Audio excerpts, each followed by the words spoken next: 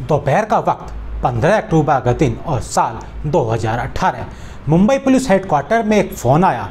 Phone करने वाले शख्स ने खुद को एक कैब ड्राइवर बताया और कहा कि मलाड इलाके में झाड़ियों के पास एक बड़ा सूटकेस पड़ा है। उसने कहा कि वो एक सवारी को लेकर यहाँ आया था, जिसने ये सूटकेस इस जगह पर छोड़ा और खुद ऑटो पकड़कर चला गया। तुरंत वायरलेस पर मैसेज गूंजा और कुछ ही देर में पुलिस की टीम उस कैब ड्राइवर की बताई गई जगह पर पहुंच गई। जैसे ही पुलिस टीम ने झाड़ियों में पड़े उस सूटकेस को खोला तो मंजर देखकर हर कोई दहल उठा।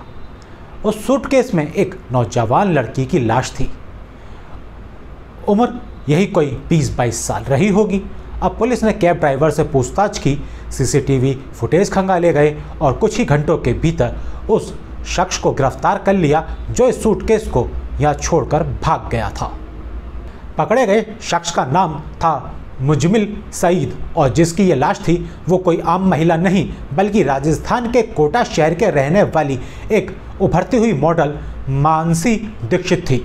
मानसी क्राइम पेट्रोल समेत कई टीवी शोज में नजर आ चुकी थी। मानसी की हत्या के बाद पुलिस के सामने सबसे बड़ा सवाल यह था कि यह कत्ल क्यों किया गया। जिस शख्स ने लाश को झाड़ियों के पास फेंका उसका मानसी से क्या रिश्ता था।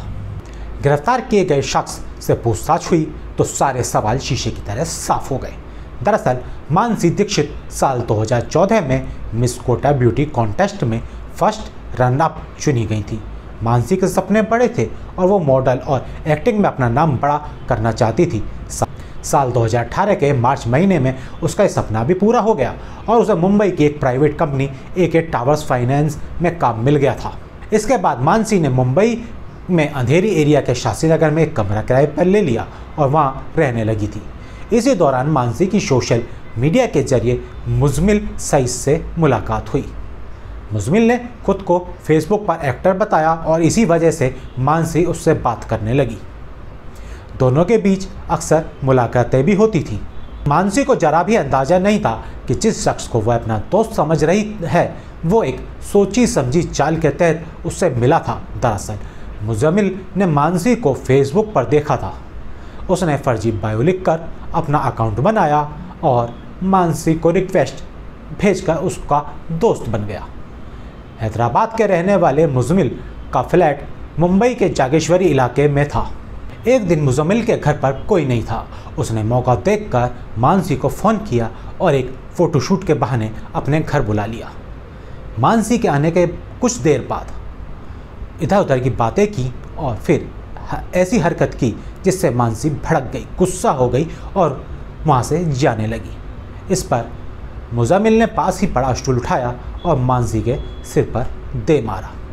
मानसी बेसुध होकर वहीं ज़मीन पर गिर पड़ी। मुजमिल ने बेहोशी मानसी के साथ गलत काम करने की कोशिश की लेकिन तभी मानसी को होश आ गया। अब मुजमिल को लगा कि शायद उसका भेद खुल जाएगा। उसने रस्सी ली और उसने मानसी को गला घोंटकर मार डाला। इसके बाद उसने मानसी की लाश को घर में रखे एक बड़े सूटकेस में डाला और कैब बुक की। भारी भरकम सूटकेस को वह किसी तरह नीचे लाया और कैब ड्राइवर से उसे डिग्गी में रखने के लिए कहा। ड्राइवर ने जब पूछा कि इतना भारी सूटकेस में क्या है तो मुजमिल सकपका गया और बिना कुछ कहे कैब कैंसिल कर दी। इसके बाद उसने एयरपोर्ट की लोकेशन डालकर दूसरी कैब बुक की और इसमें बैठते ही लोकेशन फिर से बदल दी। मुजमिल ने गाड़ी में कई बार लोकेशन बदली और इधर उधर घूमने के बाद मलाड के एक सुनसान इलाके में उतर गया। उसने कैब की पेमेंट की और कहा कि उसका कोई दोस्त यहाँ आने वाला है। हालांकि कैब ड्राइवर को शक हुआ और कुछ दूर पर गाड़ी रोककर वह साइड मिरर से देखने लगा। ड्राइवर उस वक्त हैरान रह गया जब उसने देखा कि मुजमिल सूटकेस को वहीं छोड़कर एक ऑटो से निकल गया है। पुलिस जब जल्द से जल्द कातिल तक पहुंचना चाहती थी तो कैब ड्राइवर ओला ऐप की मदद से पुलिस को उसी जगह पर ले गया जहां से उसने लड़के को पिक किया था। पुलिस ने उस अंधेरी स्थित घर में रेड मारी तो लड़का घर का फर्श साफ करता मिला। फर्श पर खून के निशान थे और घर बेतरतीब पर था। पुलिस ने तुरंत लड़के को हिरासत में लेकर घर सील कर दिया। लाश मिलने के महज 4 घंटे के अंदर ही वो लड़का पुलिस की गिरफ्त में था। मानसी दीक्षित की हत्या सिर्फ एक अपराध नहीं बल्कि एक चेतावनी है। सोशल मीडिया पर आंख मूंद कर भरोसा करना खतरनाक हो सकता है। हम सबको सतर्क रहने की ज़रूरत है ताकि फिर कोई मानसी ऐसे धोखे का शिकार न हो।